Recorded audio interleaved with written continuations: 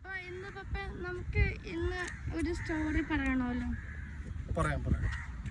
ഇന്ന് നമ്മൾ ഒരു സ്റ്റോറി പറയാം. അതിനു മുമ്പ് എല്ലാവർക്കും സൈലൻറ്റ് സോൾ എന്ന യൂട്യൂബ് ചാനലിലേക്ക് സ്വാഗതം.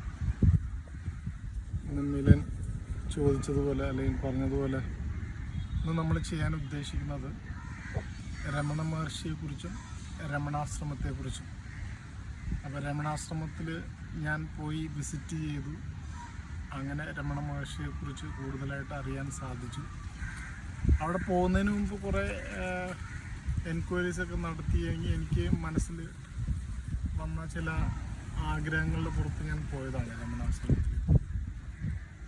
സെയിം ഞാൻ ഇതിന് തൊട്ട് മുൻപ് ചെയ്ത an autobiography of a yogi എന്നുള്ള പുസ്തകം പോലെ തന്നെ എനിക്ക് ഇമ്പോർട്ടൻ്റ് ആണ് രമണ മഹർഷിയെക്കുറിച്ച് കൂടുതൽ ബുക്സ് ഒന്നും അവൈലബിൾ ആയിട്ടില്ല. എങ്കിലും ഞാൻ റെഫർ ചെയ്ത് ശ്രീ രമണ ലീല എന്ന് പറയുന്ന രമണ മഹർഷിയെക്കുറിച്ചുള്ള ഒരു ബയോഗ്രഫിയാണ് ഞാൻ റെഫർ ചെയ്തത്. പക്ഷെ ആ ബുക്കിനേക്കാൾ ഉപരിയായിട്ട് രമണാശ്രമത്തിൽ ഞാൻ കണ്ടനുഭവിച്ചത് 1 വീക്കോളം ഞാൻ അവിടെ സ്റ്റേ ചെയ്തിരുന്നു. അങ്ങനെ ഞാൻ അനുഭവിച്ചറിഞ്ഞ ഒരു ഫീലിംഗ്, ആത്മീയാനുഭൂതി എന്നൊക്കെ പറയാമല്ലോ, അതിനെ ബേസ് ചെയ്തിട്ടാണ് ഇന്നത്തെ ഞാൻ സംസാരിക്കാൻ പോകുന്നത്. അപ്പോൾ ഞാൻ ഒരുപാട് വലിയ പ്രിപ്പറേഷനൊന്നും ചെയ്തിട്ടില്ല. ബട്ട് എൻ്റെ ഉള്ളിൽ നമ്മൾ സ്വയം ഓട്ടോമാറ്റിക്കലായിട്ട് നമ്മളിൽ ചില എനർജി ഫോം ചെയ്യുമല്ലോ. ഞാൻ പോയത് ഏകദേശം ഒരു 5-6 മാസം കഴിഞ്ഞു പോയിട്ട്. അത് എന്നും അണയാതെ കിടക്കും ആ ഒരു അനുഭവം എൻ്റെ മനസ്സിൽ. അതിൽ നിന്ന് ഞാൻ എടുത്ത് സംസാരിക്കുന്നു, അല്ലാതെ വലിയ റെഫറൻസോ കാര്യങ്ങളോ ഒന്നുമില്ല. അപ്പോൾ സംസാരിക്കുമ്പോൾ ചെറിയ മിസ്റ്റേക്കുകളൊക്കെ സംഭവിക്കാം തിയറിറ്റിക്കലായിട്ട്. അൾട്ടിമേറ്റ്ലി ഇതിൻ്റെ source of presentation is same. Like I was been in രമണാശ്രമം for a while, just for a week. അപ്പോൾ എന്താണ് ഞാൻ അനുഭവിച്ചത് അത് നിങ്ങളുമായിട്ട് ഷെയർ ചെയ്യാൻ ആഗ്രഹിക്കുന്നു. രമണ മഹർഷിയെക്കുറിച്ച് എനിക്ക് തോന്നുന്നത് ഒട്ടുമിക്ക ആളുകൾക്ക് അറിയാം. രമണ മഹർഷി സ്വാതന്ത്ര്യം കിട്ടിയതിന് ശേഷമാണ് രമണ മഹർഷി മരിക്കുന്നത് തന്നെ. അപ്പോൾ അത്യാവശ്യം ആളുകൾക്കൊക്കെ അറിയാം 1950 അദ്ദേഹം മരിക്കുന്നത്.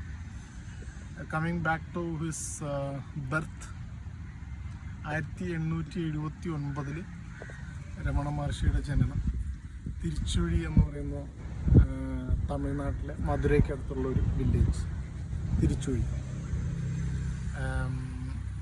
സുന്ദരയ്യർ, അളകമ്മാൾ പാരൻസ്, സഹോദരങ്ങളുണ്ട്. ഇദ്ദേഹം ജനിക്കുമ്പോൾ തന്നെ നമ്മുടെയൊക്കെ ഹിസ്റ്ററി അല്ലെങ്കിൽ നമ്മുടെയൊക്കെ ബയോഗ്രഫി ഓൾറെഡി റിട്ടേൺ ആണ്. Screen play is been return before you. എല്ലാവരുടെയും ജന്മം രചിക്കപ്പെട്ട അതൊരു തിരക്കഥയുടെ ബേസിസിലാണ്. അതുപോലെ തന്നെ രമണ മഹർഷിയുടെയും അതേ സംഭവം. രമണ മഹർഷി എന്തായിത്തീരണമെന്നുള്ളതൊക്കെ മുൻകൂട്ടി നിശ്ചയിച്ച പ്രകാരം തന്നെ. അദ്ദേഹം ബേസിക്കലി സ്പിരിച്വൽ ഗുരുവാണ്, എല്ലാവർക്കും അറിയാം. പ്യുവറായിട്ട് ഇതുപോലൊരു സ്പിരിച്വാലിറ്റി മാത്രം കൊണ്ടു നടന്ന വളരെ ചുരുക്കം ചില ഗുരുക്കന്മാരേ ഉള്ളൂ. ബാക്കിയുള്ള എല്ലാവരും സ്പിരിച്വൽ ഗുരുസ് തന്നെ കുറച്ചുകൂടി അവർ ടീച്ചിങ്സിലേക്കും കൂടെ അവർ കടന്നിരുന്നു. സമൂഹത്തിന് നന്മ ചെയ്യാനായിട്ട് ഒരുപാട് യാത്രകളൊക്കെ ചെയ്ത ഒരുപാട് ഗുരുക്കന്മാരെ നമുക്കറിയാം. വളരെ റെയറസ്റ്റ് ഓഫ് റെയർ ആയിട്ടുള്ള ഒരു ആത്മീയ ഗുരുവായിട്ട് ഞാൻ കാണുന്നത് രമണ മഹർഷിയാണ്. ഒപ്പം ശ്രീരാമകൃഷ്ണ പരമഹംസർ, അവരും രമണ മഹർഷിയൊക്കെ ഏകദേശമൊക്കെ ഒരു ലെവലിൽ വരും. പിന്നെ ശ്രീനാരായണ ഗുരു ഉണ്ട്. ശ്രീനാരായണ ഗുരു കേരളം വിട്ട് അധികം പുറത്തോട്ടൊന്നും പോയിട്ടില്ല. ആകെപ്പാടെ തമിഴ്നാട്ടിൽ പോയിരിക്കുന്ന, എൻ്റെ അറിവ് ശരിയാണെങ്കിൽ രമണ മഹർഷിയെ സന്ദർശിക്കാനായിട്ട് തമിഴ്നാട്ടിലേക്ക് പോയിട്ടുണ്ട്. പിന്നെ ശ്രീലങ്കയിൽ പോയിട്ടുണ്ട്. ശരിയാണ്. ഇവിടുന്ന് അധികം യാത്രകളൊന്നും ചെയ്ത് പ്രസിദ്ധി നേടാൻ ആഗ്രഹിക്കാത്ത ഈ എല്ലാ സ്പിരിച്വൽ ഗുരുക്കന്മാരിലും വളരെ റെയറായിട്ടുള്ള ഒരു പേഴ്സണാലിറ്റിയാണ് രമണ മഹർഷി. ചൈൽഡ്ഹുഡ് അങ്ങനെയാണ്. അദ്ദേഹം അവിടെ പുള്ളിക്ക് ഒന്നിനോടും ഒരു ഇൻട്രസ്റ്റ് ഇല്ല. പഠിക്കാനൊക്കെ വളരെ പുറകോട്ടാണ്. എല്ലാത്തിനും ഒരു കഷ്ടിയൊക്കെ അങ്ങ് കടന്നുകൂടുക എന്നുള്ളതല്ല, പുള്ളിക്ക് പഠിത്തത്തിലൊന്നും ഒരു ശ്രദ്ധയില്ല. അദ്ദേഹത്തിൻ്റെ മനസ്സിൽ എപ്പോഴും ചെറിയ പ്രായം മുതലേ പുള്ളിയുടെ മനസ്സിനകത്ത് കുടിയേറിയ ഒരു ചിന്ത എന്ന് പറയുന്നത് അതോ നാച്ചുറലായിട്ട് ഓട്ടോമാറ്റിക്കായിട്ട് ഉണ്ടായതാണ്. അരുണാചലത്തെക്കുറിച്ച്, അരുണാചലത്തിൽ പോകണം, അരുണാചലേശ്വരത്തിൽ പോകണം, അരുണാചല ക്ഷേത്രത്തിൽ പോകണം എന്നുള്ള ചിന്ത അദ്ദേഹത്തിൻ്റെ മനസ്സിൽ ഓട്ടോമാറ്റിക്, ആരും പറഞ്ഞു കൊടുത്തതോ കണ്ടറിഞ്ഞതോ കേട്ടറിഞ്ഞതോ ആയിട്ടുള്ള ഒന്നുമല്ല, ഓട്ടോമാറ്റിക്കലായിട്ട് അദ്ദേഹത്തിൻ്റെ മനസ്സിലൊരു വല്ലാത്തൊരു ഫീലിംഗ് ആയിട്ട് ഇങ്ങനെ പുള്ളിക്ക് ചെറിയ പ്രായത്തിൽ തൊട്ടേ സ്റ്റാർട്ട് ചെയ്തു. അതിങ്ങനെ വളർന്ന് ഇങ്ങനെ വരുവാണ്. അപ്പോൾ കുറച്ച് കാലമൊക്കെ വീട്ടുകാരുടെ ഒക്കെ കൂടെ ജീവിച്ചു. പിന്നെ അത്യാവശ്യം നടക്കാം, പിന്നെ യാത്ര ചെയ്യാമെന്നുള്ളൊരു ഹെൽത്ത് കണ്ടീഷനൊക്കെ ആയപ്പോൾ പുള്ളി പതുക്കെ വീട് വിട്ടിറങ്ങുകയാണ്. ആ ചേട്ടൻ്റെ പോക്കറ്റിൽ നിന്നും കുറച്ച് പൈസയൊക്കെ എടുത്തു. കാരണം ആദ്യമായിട്ടാണ് ഒരു യാത്ര. പുള്ളി വീട് വിട്ടിറങ്ങുക, ആരോടും പറയാതെ.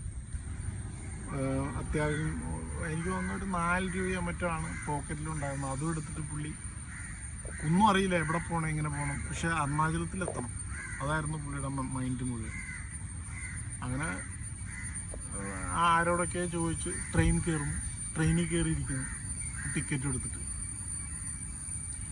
അങ്ങനെ ട്രെയിനിൽ യാത്ര ചെയ്യുന്ന ഒരു ആളെ, ഈ കൊച്ചിനെ കണ്ടിട്ട് ചോദിച്ചു എവിടെ പോകണം. അവൾ പറഞ്ഞു എനിക്കിങ്ങനെ അരുണാചല ക്ഷേത്രത്തിൽ പോകണം. ഈ ട്രെയിൻ അങ്ങോട്ട് പോകില്ലല്ലോ. അങ്ങനെ പുള്ളിക്ക് ഡയറക്ഷൻ കൊടുക്കുകയാണ്, ഇന്ന രീതിയിൽ പോയി കഴിഞ്ഞാൽ നിനക്ക് ചെയ്യാൻ പറ്റുള്ളൂ, ഈ ട്രെയിനിൽ ഡയറക്റ്റായിട്ട് അവിടെ എത്തില്ല എന്നൊക്കെ പറഞ്ഞ് പുള്ളി അടുത്ത സ്റ്റോപ്പിൽ ഇറങ്ങുന്നു. പക്ഷെ പിന്നെ അടുത്ത ട്രെയിൻ കയറാനായിട്ടോ ഭക്ഷണം കഴിക്കാനായിട്ടുള്ള പൈസയൊന്നും തികയില്ല. റെയിൽവേ സ്റ്റേഷനിൽ പോയി തപ്പിയപ്പോൾ നെക്സ്റ്റ് ഡേ ഉള്ളൂ ട്രെയിൻ. അപ്പോൾ അങ്ങനെ എന്ത് ചെയ്യും? അവിടെ പ്ലാറ്റ്ഫോമിൽ കിടക്കാനോ ഉള്ള സെറ്റപ്പുകളൊന്നുമില്ല. പുള്ളി എന്നിട്ട് ഇങ്ങനെ കുറച്ച് ദൂരം നടക്കും. ആകെ ക്ഷീണിതനാണ്. ഭക്ഷണം കഴിക്കണം, ഒന്നും ഭയങ്കരമായിട്ട് വിശപ്പ്, കയ്യിലാണെങ്കിൽ പൈസ ഇല്ല, തികയില്ല. ആപ്പടെ പിന്നെ വളരെ ചെറിയൊരു പൈസയും കണ്ടേ ഉള്ളൂ. നടന്നൊരു വീടിൻ്റെ വാതിക്കെത്തി അവരോട് പിന്നെ കുടിക്കാൻ കുറച്ച് വെള്ളം ചോദിച്ചു. ഈ കൊച്ചിനെ കണ്ടിട്ട് അവർക്ക് എന്തോ ഒരു സിമ്പതി തോന്നി. അകത്തേക്ക് വിളിക്കും, കാര്യങ്ങളൊക്കെ തിരക്കും. ട്രെയിൻ നെക്സ്റ്റ് ഡേ ഉള്ളൂ എന്നൊക്കെ പറയുമ്പോൾ അവർക്ക് കൊച്ചിനോട് ഭയങ്കരമായിട്ടൊരു പിന്നെ വാത്സല്യം തോന്നിയിട്ട് ഇന്നിവിടെ സ്റ്റേ ചെയ്ത് ഞങ്ങളുടെ കൂടെ കിടന്നു, നാളെ നമുക്ക് പോവാം എന്ന് പറഞ്ഞ് ഭക്ഷണവും കുളിക്കാനും ഒക്കെയുള്ള സെറ്റപ്പ്, കിടക്കാനൊക്കെ ഉള്ള സെറ്റപ്പ് എല്ലാം ചെയ്തു കൊടുത്തിട്ട് പോവാറാകുമ്പോൾ അവർ കുറച്ച് പൈസ, എനിക്ക് 10 രൂപയാണെന്ന് തോന്നുന്നു അന്നത്തെ, കയ്യിൽ വെച്ച് കൊടുത്തിട്ട് രമണ മഹർഷി വെങ്കട്ടരാമൻ അതാണ് തോന്നുന്നു യഥാർത്ഥ പേര്. പിന്നെ രമണൻ അവിടെ നിന്ന് സന്തോഷത്തോടെ ഇറങ്ങുന്നു. അങ്ങനെ ട്രെയിൻ കയറുന്നു. തിരുവണ്ണാമലൈ അവിടെയാണല്ലോ പിന്നെ അരുണാചല ക്ഷേത്രം ഉള്ളത്. ട്രെയിൻ കയറുന്നു, ട്രെയിൻ ഇറങ്ങി അരുണാചല ക്ഷേത്രത്തിലേക്ക് നടക്കുകയാണ്. അവിടെ ഒന്ന് നടക്കണം. അപ്പോൾ ഇദ്ദേഹത്തിന് അരുണാചല ക്ഷേത്രം സ്റ്റോപ്പ് എത്തി. പിന്നെ പുള്ളിക്ക് പറഞ്ഞറിയിക്കാൻ പറ്റാത്തൊരു ഫീലിങ്. നമ്മുടെയൊക്കെ പ്രിയപ്പെട്ടവർ ആരെങ്കിലും, നമ്മുടെ വേണ്ടപ്പെട്ട ആരെങ്കിലും ഒരാൾ മിസ്സാവുകയെന്ന് വിചാരിക്കുക. നമ്മുടെ മനസ്സിൽ ആളെ കണ്ടെത്തുന്നത് വരെയുള്ള ഒരു വികാരം നമുക്ക് പറഞ്ഞറിയിക്കാൻ കഴിയാത്ത. അപ്പോൾ കാണാതെ പോയ ആളെ ഇന്നിടത്തുനിന്ന് വന്ന് കൂട്ടിക്കൊണ്ട് പൊക്കോളൂ എന്നൊരു വിവരം കിട്ടുമ്പോൾ നമ്മുടെ മനസ്സിലൊരു ആ ഒരു തീക്ഷ്ണമായ ഒരു ആഗ്രഹമില്ല, എനിക്ക് എത്രയും പെട്ടെന്ന് കണ്ടാൽ മതി എന്നുള്ള. അങ്ങനെ നമ്മൾ അന്വേഷിച്ച് പുറപ്പെടുന്നു. അവസാനം ആളെ കണ്ടെത്താനായി ആളെ കണ്ടെത്തി കഴിയുമ്പോഴുള്ള ആ വികാരം എന്തായിരിക്കും? പറഞ്ഞറിയിക്കാൻ കഴിയാത്തതായിരിക്കും. ഇത് തന്നെയായിരുന്നു രമണ മഹർഷിയുടെ കാര്യത്തിലുണ്ടായത്. അദ്ദേഹം അരുണാചല ക്ഷേത്രത്തിലേക്ക് നടന്ന് മനസ്സിൽ കാണണമെന്നുള്ള ആഗ്രഹം ഇങ്ങനെ വല്ലാതെ ഒഴുകുമായിരുന്നു പുള്ളിയുടെ ഉള്ളിലൂടെ. അത് നമുക്ക് അദ്ദേഹത്തിൻ്റെ അനുഭവത്തിലൂടെ പോയി കഴിയുമ്പോൾ നമുക്ക് മനസ്സിലാക്കാൻ കഴിയും. അങ്ങനെ അരുണാചല ക്ഷേത്രമെത്തി തിരുസന്നിധിയിൽ അദ്ദേഹം കുമ്പിട്ട് വീണ് നമസ്കരിച്ച് കരയുക, സന്തോഷം കൊണ്ടുള്ള കണ്ണുനീര്. അവിടെ കമന്ന് കിടന്നു. അപ്പോൾ തൊട്ടടുത്ത് പിന്നെ ദർശനം വയ്ക്കാൻ വന്നവരൊക്കെ ആകെ അന്തിച്ചു പോയി, ഇതുപോലെ ആദ്യമായിട്ടൊരാൾ. അങ്ങനെ രമണൻ കുഞ്ഞു പ്രായത്തിലൊന്നും ആലോചിക്കുക, നമുക്കൊന്നും ചിന്തിക്കാൻ പോലും കഴിയാത്ത അത്ര തരത്തിൽ അദ്ദേഹം ആ പ്രായത്തിൽ സ്പിരിച്വലായിട്ട് വളർന്നു കഴിഞ്ഞു. പിന്നെ അരുണാചല ക്ഷേത്രത്തിൻ്റെ ചുറ്റുവട്ടത്തൊക്കെ ആയിരുന്നു പിന്നെ പുള്ളിയുടെ കുറേ കാലം അദ്ദേഹം ജീവിച്ചു പോകുന്നത്.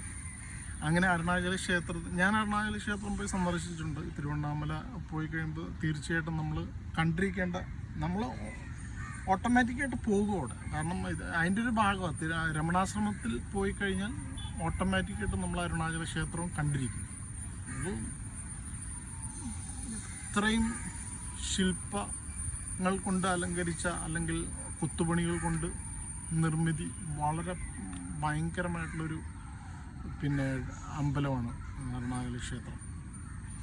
അത് ഭയങ്കരം, അത് ഒരിക്കലെങ്കിലും കണ്ടിരിക്കണം. അപ്പോൾ അവിടെ ഒരു ഗുഹയുണ്ട് താഴെ.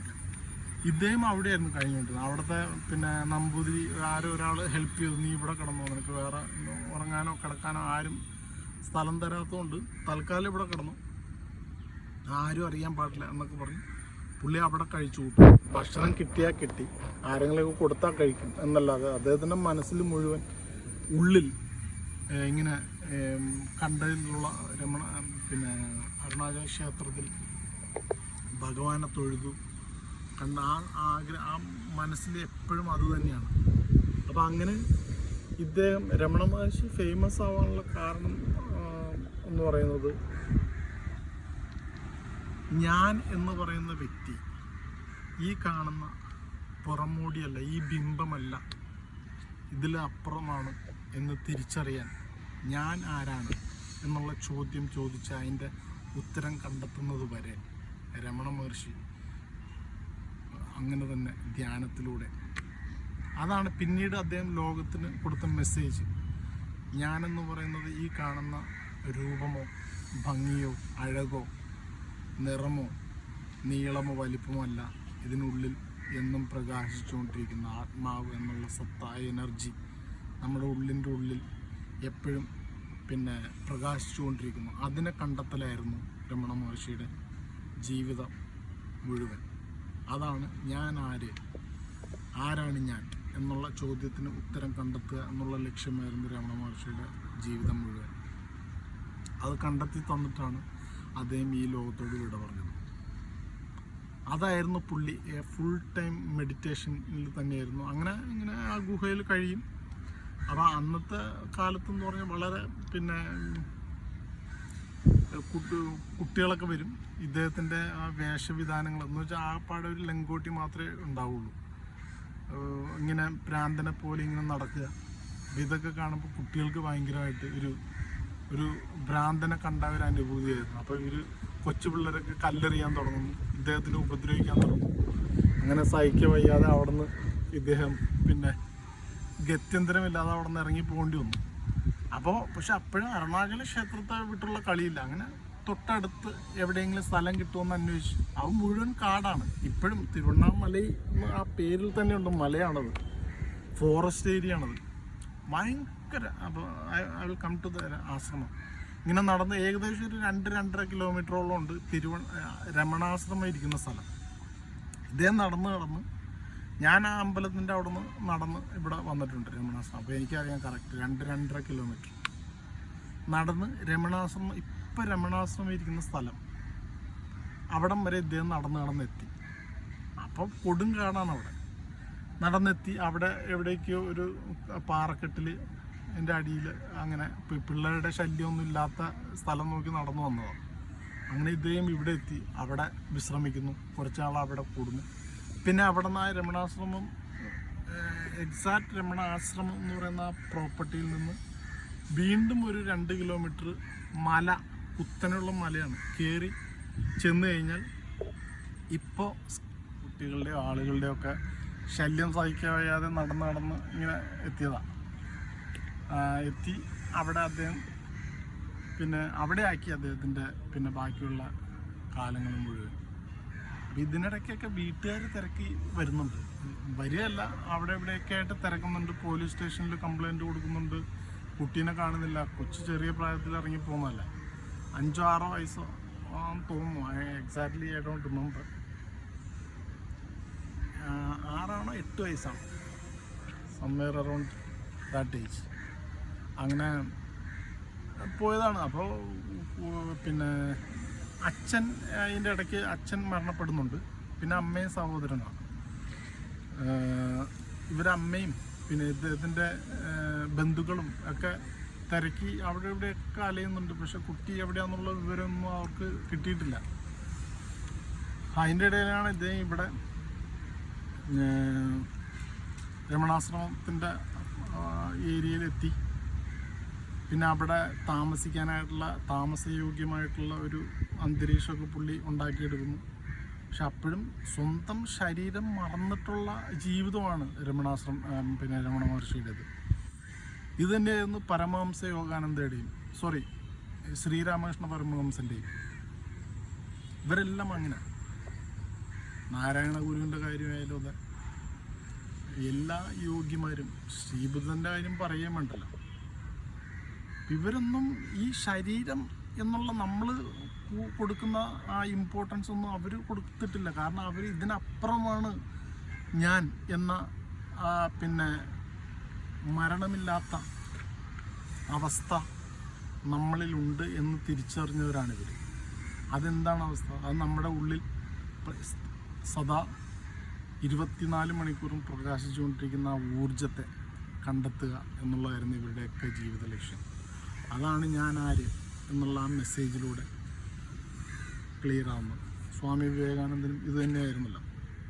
അദ്ദേഹം പല സ്ഥലത്തു കൂടെ അലഞ്ഞു തിരിഞ്ഞ് നടന്നു. പല ഗുരുക്കന്മാരിൽ ചെന്ന് ഇതിൻ്റെ സത്യം അറിയാനായിട്ട്, ഞാൻ ആര്, എന്താണ് എൻ്റെ purpose of my life, who am I, ഇതിൻ്റെ കണ്ടെത്തലുകളായിരുന്നു സ്വാമി വിവേകാനന്ദനും. അത് നമ്മളൊക്കെ വായിച്ചറിഞ്ഞ് ഉള്ള കാര്യം. അവസാനം അദ്ദേഹം ശ്രീരാമകൃഷ്ണ പരമഹംസൻ്റെ അടുത്തു നിന്നാണ് ആ ഉത്തരം പറയാതെ അദ്ദേഹം അനുഭവിക്കുകയാണ് അതിൻ്റെ ഉത്തരം. ശ്രീരാമകൃഷ്ണ പരമഹംസൻ ഇദ്ദേഹത്തിൻ്റെ തോളത്ത് കൈവയ്ക്കുന്നു. ഉടനെ അദ്ദേഹം അവിടെ ഷോക്കടിച്ച് പോലെ നിലത്ത് വീഴുന്നു. പിന്നെ ഉണർത്തെഴുന്നേൽക്കുന്നത് തന്നെ അദ്ദേഹം പിന്നീട് എഴുന്നേൽക്കുന്നത് ഒരു പുതിയ ഈ നമ്മൾ ഇപ്പോഴറിയുന്ന സ്വാമി വിവേകാനന്ദൻ എന്നുള്ള വ്യക്തിത്വത്തിലേക്ക്. പിന്നീട് അവിടുന്ന് അങ്ങോട്ട് അദ്ദേഹത്തിൻ്റെ അങ്ങനെയായിരുന്നു സ്വാമി വിവേകാനന്ദൻ. ഇവരെക്കുറിച്ചൊക്കെ നമ്മൾ മനസ്സിലാക്കുന്നു, നമുക്ക് പഠിക്കാനൊക്കെ ഉണ്ടല്ലോ. അപ്പോൾ അങ്ങനെ രമണ മഹർഷി പിന്നീട് അദ്ദേഹത്തിൻ്റെ ജീവിതം മുഴുവൻ ഈ തിരുവണ്ണാമലയിൽ രമണാശ്രമത്തിലായിരുന്നു. രമണാശ്രമം സ്ഥിതി ചെയ്യുന്ന സ്ഥലമുണ്ട്. അവിടെ നിന്ന് ഞാൻ പറഞ്ഞ പോലെ ഒരു 1.5-2 കിലോമീറ്ററോളം നടന്ന്, ഭയങ്കര ടഫാണ് അത് നടക്കാൻ. അതിനേക്കാളും കുറച്ചുകൂടെ ഈസി എന്ന് പറയാം. ഇവിടെ തിരുവണ്ണാമല രമണാശ്രമത്തിന് ചുറ്റും ഒരു ഗിരിവലം വെക്കണം നമ്മൾ. അത് അതിൻ്റെ ഒരു part of spiritual journey if you reach to Ramanashramam. പിന്നെ ഒരിക്കലും ഒഴിവാക്കാൻ പറ്റാത്തൊരു പിന്നെ പ്രദക്ഷിണം വയ്ക്കലുണ്ട്, ഗിരിവലം വയ്ക്കുക എന്ന് പറയും. അത് നമ്മൾ പളനി പിന്നെ മുരുക ഭഗവാന്റെ പളനിയിൽ ചെന്ന് കഴിയുമ്പോഴും ഒരു ഗിരിവലമുണ്ട്. അത് കൂടുതൽ എനിക്കൊന്ന് 1.5-2 കിലോമീറ്റർ ഉള്ളൂ. ഇത് 14 കിലോമീറ്ററോളം ഗിരിവലമുണ്ട് ഈ രമണാശ്രമത്തിന് ചുറ്റും. ഇതിങ്ങനെ കറങ്ങി ഈ അരുണാചല ക്ഷേത്രം ടച്ച് ചെയ്ത് ഇങ്ങനെ നടന്ന് തിരിച്ച് രമണാശ്രമത്തിലേക്ക് വരുന്ന 14 കിലോമീറ്റർ ഞാനത് ചെയ്തിട്ടുണ്ട്. അപ്പോൾ ഈ 14 കിലോമീറ്റർ നമ്മൾ ഗിരിവലം വയ്ക്കുന്നതിനേക്കാളും ടഫാണ് ഈ 2 കിലോമീറ്റർ ഇത് സ്കന്ദാശ്രമത്തിലും. അവിടെയൊന്നും പിന്നെ രമണ മഹർഷി അവിടെ താമസിച്ചിട്ടുണ്ട് ഏകദേശം 8-9 വർഷത്തോളം. പിന്നെ വിരൂപാക്ഷ ഗുഹ, അവിടെ ഒരു 3-4 വർഷം അവിടെയും പുള്ളി ജീവിച്ചിട്ടുണ്ട്. ഈ വിരൂപാക്ഷ ഗുഹ സ്കന്ദാശ്രമത്തിൽ നിന്ന് കുത്തനെ ഒരു ഇറക്കമാണ്. 300-400 മീറ്റർ ഡിസ്റ്റൻസേ ഉള്ളൂ. പക്ഷെ ഭയങ്കര ടഫാണ് കയറി വരലും ഇറങ്ങലും ഒക്കെ. അവിടെ അദ്ദേഹം താമസിച്ചിട്ടുണ്ട്. അവിടേക്കായിരുന്നു ഇദ്ദേഹത്തിൻ്റെ രമണ മഹർഷിയുടെ ജീവിതകാലം മുഴുവൻ ചിലവഴിച്ചത് പിന്നീടുള്ളത്. അപ്പോൾ അങ്ങനെ ഇതിൻ്റെ ഇടയ്ക്ക് അമ്മ ആരൊക്കെയോ പറഞ്ഞ് അറിഞ്ഞ് അളകമ്മാൾ രമണ മഹർഷിയുടെ അമ്മ അറിഞ്ഞു, ഇങ്ങനെ തിരുവണ്ണാമലയിൽ നിങ്ങളുടെ മകനുണ്ട് എന്നുള്ള വിവരം കിട്ടിയതിൻ്റെ അടിസ്ഥാനത്തിൽ അമ്മ വണ്ടി കയറി, തിരിച്ചുവഴിയിൽ നിന്ന് വണ്ടി കയറി മകനെ കാണാനായിട്ട് ഇവിടെ വന്നു. അപ്പം അമ്മയുടെ വിചാരം വന്നു കഴിഞ്ഞാൽ ഉടനെ തന്നെ മകനെയും കൂട്ടിക്കൊണ്ട് പോകാമെന്നുള്ള കണ്ടീഷനിലാണ്. മകൻ അപ്പോഴത്തേക്കും വേറൊരു ലോകത്തേക്ക് പ്രവേശിച്ചു കഴിഞ്ഞു. ബന്ധങ്ങളും ബന്ധനങ്ങളും ഇല്ലാത്ത ആ ഒരു അറിവിലേക്ക് അല്ലെങ്കിൽ ആ ഒരു വികാരത്തിലേക്ക് അദ്ദേഹം ഉയർത്തെഴുന്നേൽക്കപ്പെട്ട് കഴിഞ്ഞു. പുതിയ ആത്മീയ തേജസ്വിയായിട്ടുള്ള ഒരു ഗുരുവായി രമണ മഹർഷി മാറിക്കഴിഞ്ഞിരുന്നു. അദ്ദേഹത്തെ ഒരു ബന്ധത്തിനും ഒരു ബന്ധനത്തിനും അടിപ്പെടാൻ പറ്റാത്ത രീതിയിൽ അദ്ദേഹം മാറപ്പെട്ടു കഴിഞ്ഞു. ഒരു സ്വാധീനത്തിലും പെടാത്ത രീതിയിലുള്ള ഒരു അവസ്ഥയിലേക്ക് അദ്ദേഹം എത്തിക്കഴിഞ്ഞു. അമ്മ ഒന്ന് മോനെ കണ്ട് സന്തോഷത്തോടെ കെട്ടിപ്പിടിക്കുന്നു, വികാരം കൊള്ളുന്നു. പക്ഷെ മകൻ നിർവികാരനായിട്ടിരിക്കുക.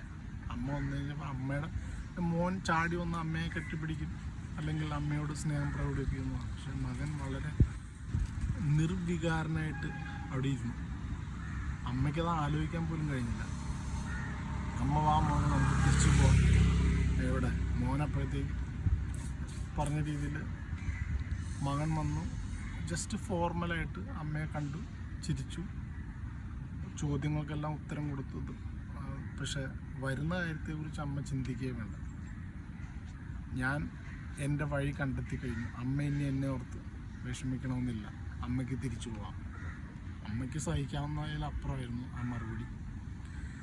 അമ്മ 2-3 ദിവസം വെയിറ്റ് ചെയ്തു, മോൻ്റെ മനസ്സ് മാറും, കൂട്ടിക്കൊണ്ടുപോകാന്നുള്ള കണ്ടീഷനിൽ. പക്ഷേ കൂടെയുള്ളവരും പറഞ്ഞു, അമ്മ ഇവിടെ മോനെയും കാത്ത് ഇവിടെ നിന്ന് സമയം പാഴാക്കണമെന്നില്ല, മോനും നല്ലതേ വരും അമ്മയ്ക്കും എന്ന് പറഞ്ഞ അമ്മയെ തൽക്കാലത്തേക്ക് തിരിച്ച് യാത്ര അയച്ചു.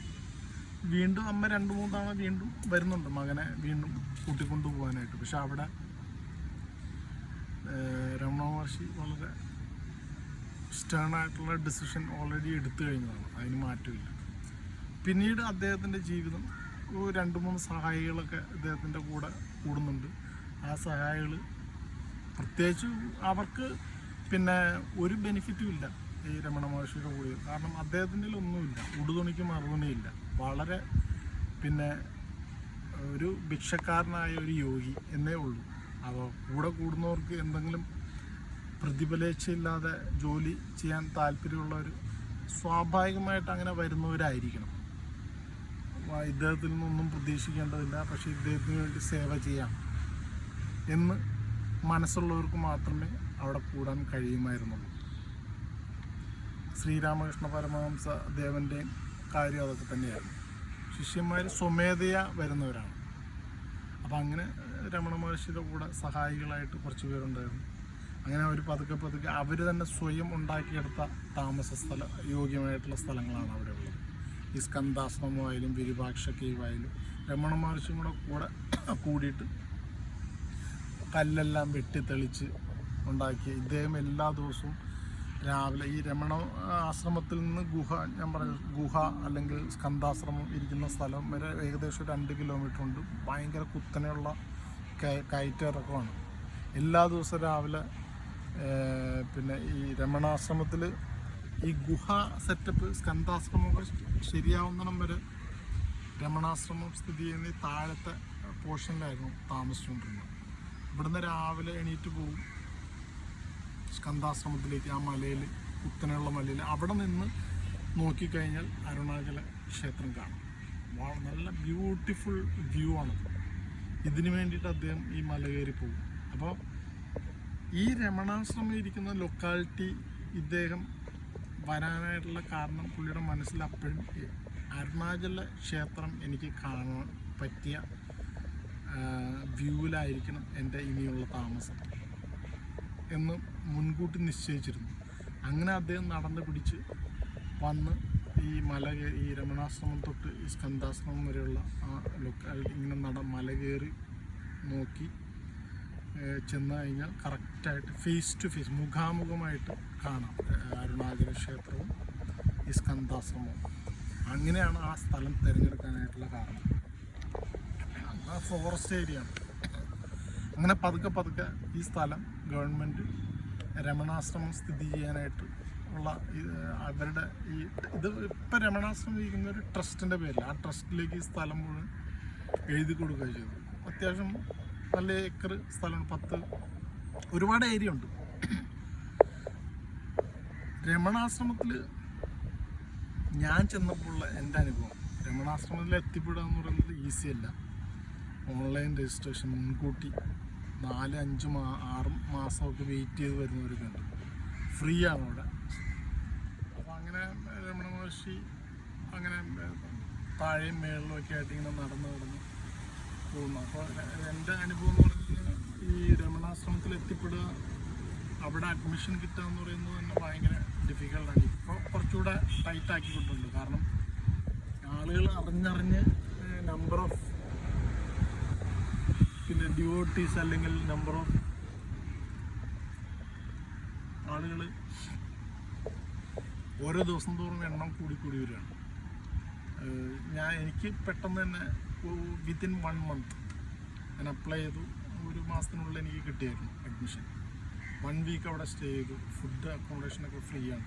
അക്കോമഡേഷൻ ഒരു ഇൻഡിപെൻഡൻ്റ് ആയിട്ടുള്ളൊരു ചെറിയൊരു വില്ല, ബ്യൂട്ടിഫുൾ, ഒരു peace of mind, calm and quiet ആയിട്ടുള്ള ഏരിയ. ഫോറസ്റ്റിൻ്റെ നടുക്കിൽ മയിലുകളും കുരങ്ങന്മാരും മറ്റു തരത്തിലുള്ള പക്ഷികളും ഒക്കെ ഉള്ള ഒരു വളരെ സൈലൻ്റ് ആയിട്ടുള്ള ഒരു ഏരിയ. അവിടെ ചെരുപ്പിടാനേ പാടില്ല, എപ്പോഴും സൈലൻറ്റ്. ആ ഒരു റിതം മെയിൻറ്റെയിൻ ചെയ്ത് കൊണ്ടുപോകണം. അതൊക്കെ നോക്കാനൊക്കെ അവിടെ ആൾക്കാരുണ്ട്. മറ്റ് നിബന്ധനകളോ കാര്യങ്ങളോ ഒന്നുമില്ല. ചെരുപ്പിടരുത്, സൈലൻ്റ് ആയിരിക്കുക.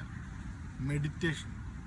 അവിടെ ചെന്ന് കഴിഞ്ഞാൽ ഞാൻ ആര് എന്നുള്ള കൺസെപ്റ്റാണ് ആ ആശ്രമം അങ്ങനെ ആയി നിലനിർത്തിക്കൊണ്ട് പോകുന്നത്. അവിടെ ചെല്ലുന്ന ഏതൊരാളും അന്വേഷിക്കും. നമ്മൾ ഈ സൈലൻ്റ് ആയിട്ടിരിക്കുമ്പോഴും ഓട്ടോമാറ്റിക്കായിട്ട് നമ്മുടെ ചിന്തയിൽ ഈ കാണുന്ന ഞാനിനേക്കാളും അപ്പുറത്ത് എന്തോ എന്നിലുണ്ട് എന്ന് നാം സ്വയം അന്വേഷിച്ച് കണ്ടെത്തേണ്ട ഒരവസ്ഥയിലേക്ക് നമ്മളെ കൊണ്ടെത്തിക്കും ആ ഒരു അറ്റ്മോസ്ഫിയർ. അതാണ് രമണാശ്രമം. വളരെ ബ്യൂട്ടിഫുൾ ആയിട്ടുള്ള സ്ഥലം. ഒരുപാട് ടൂറിസ്റ്റുകൾ, ഫോറിനേഴ്സായാലും വന്നു പോകുന്ന സ്ഥലമാണ്. ഈ ഇത്രയും നീറ്റ് ആൻഡ് ക്ലീൻ ആയിട്ടുള്ള ഏരിയ തമിഴ്നാട്ടിലുണ്ടോ എന്നുള്ള സംശയമാണ്. അതാണ് രമണാശ്രമം.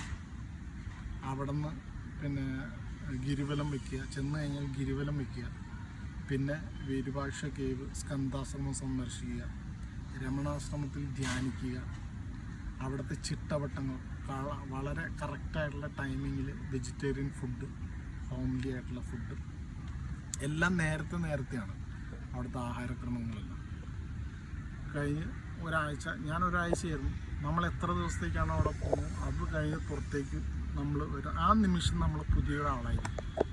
അത് ഞാൻ ഗ്യാരണ്ടി ചെയ്യും. എൻ്റെ അനുഭവമാണ് ഞാൻ പറയുന്നത്. പിന്നീട് സ്വാഭാവികമായിട്ടും നമ്മുടെ മറ്റ് ജീവിത തിരക്കുകളിലേക്ക് പെട്ട് കഴിയുമ്പോൾ ഉള്ളിൽ അപ്പോഴും ആ ഒരു ചിന്ത അണയാതെ കിടക്കും.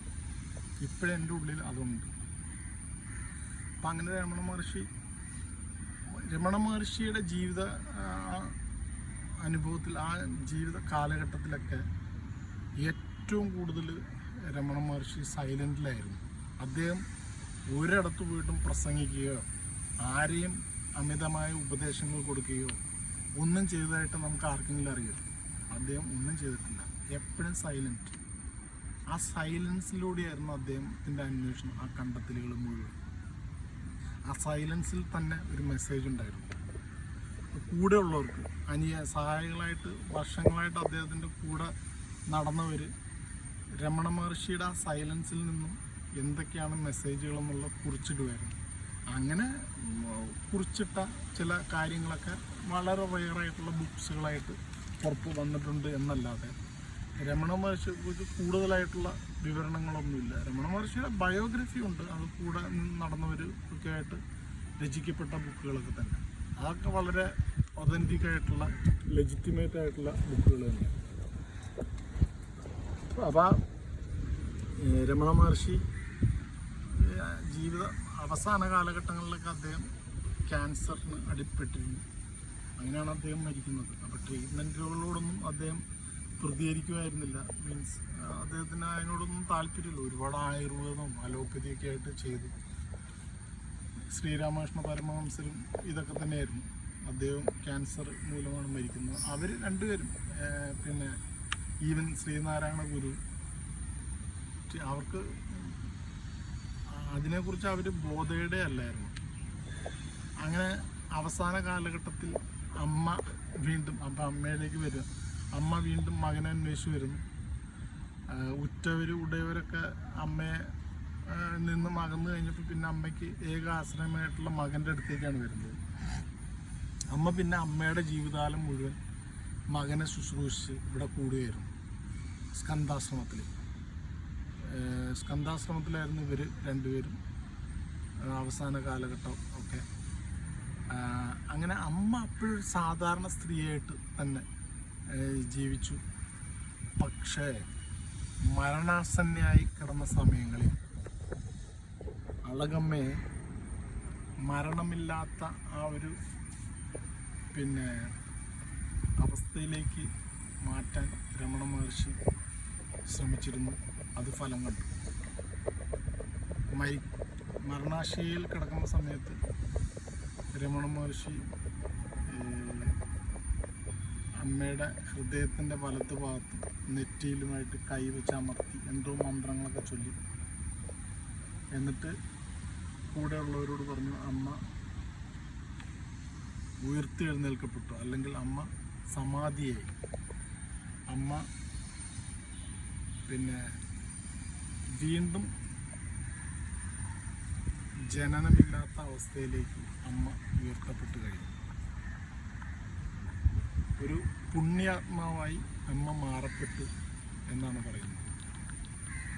രമണ മഹർഷിയുടെ ജീവിതചര്യയിൽ കൂടെ കടന്നുപോയത് കൊണ്ടായിരിക്കാം ആ ഒരു പിന്നെ ഭക്തിയും സ്നേഹവും ഒക്കെ രമണ മഹർഷിയിൽ നിന്ന് പകർന്നു കിട്ടിയതുകൊണ്ട് അവരൊരു പുതിയ മനുഷ്യ സ്ത്രീയായി മാറപ്പെട്ടിരുന്നു കൊണ്ടും ഒക്കെ ആയിരിക്കാം അവർ പിന്നെ ആ ഒരു നിലയിലേക്ക് സമയത്ത് മാറപ്പെട്ട് കഴിഞ്ഞിരുന്നു എന്നാണ് പറയുന്നത്. രമണ മഹർഷി കൂടുതൽ അത്ഭുതങ്ങളോ മാജിക്കുകളോ ഒന്നും ചെയ്തിട്ടില്ല. അദ്ദേഹത്തിൻ്റെ ജീവിത ചര്യകളിലൂടെയാണ് ലോകത്തെ അതിശയിപ്പിച്ചുകൊണ്ടിരുന്നത്. ഈ മഹാന്മാരൊന്നും നമ്മൾ പറയുന്ന ഈ മഹായോഗിമാരൊന്നും പിന്നെ നമ്മൾ ഉദ്ദേശിക്കുന്ന രീതിയിലുള്ള മാജിക്കുകളിലൂടെ ഒന്നും പോയവരല്ല. അവരുടെ ജീവിതം നമ്മളിൽ നിന്നും വളരെ വ്യത്യസ്തമായി, എന്നാൽ നമ്മളിൽ ഉള്ളത് നമ്മൾ കണ്ടെത്താതെ പോകുന്ന കാര്യങ്ങൾ അവർ ജീവിച്ചിരുന്നപ്പോൾ തന്നെ അത് കണ്ടെത്തി പിന്നീട് നമ്മളിൽ നിന്ന് അപ്രത്യക്ഷമായവരെയാണ് നമ്മൾ മഹായോഗികൾ, അവതാരങ്ങൾ എന്നൊക്കെ പറയുന്നത്. അതുപോലൊരു അവതാരമായിരുന്നു രമണ മഹർഷി. ഇത്രയും ആണ് ഒരു ബ്രീഫായിട്ടുള്ള എനിക്ക് നിങ്ങളോട് പറയാനായിട്ടുള്ള രമണ മഹർഷിയെക്കുറിച്ചും രമണാശ്രമത്തെക്കുറിച്ചും. ഒരുപാട് ഈ ടോപ്പിക്കുമായിട്ട് റിലേറ്റഡായിട്ട് ഒരുപാട് കാര്യങ്ങൾ പറയണമെന്നുണ്ട്. പക്ഷേ വീഡിയോ കണ്ടിരിക്കുന്നവർക്ക് തന്നെ ഒരു അവരുടെ ക്ഷമയെ ഞാൻ പരീക്ഷിക്കാൻ പാടില്ലല്ലോ. അതുകൊണ്ട് ഞാൻ ഇവിടെ വെച്ച് നിർത്തുന്നു. ഇത്രയും ഞാൻ പറഞ്ഞുകൊണ്ട് ഈ വീഡിയോ ഞാനിവിടെ.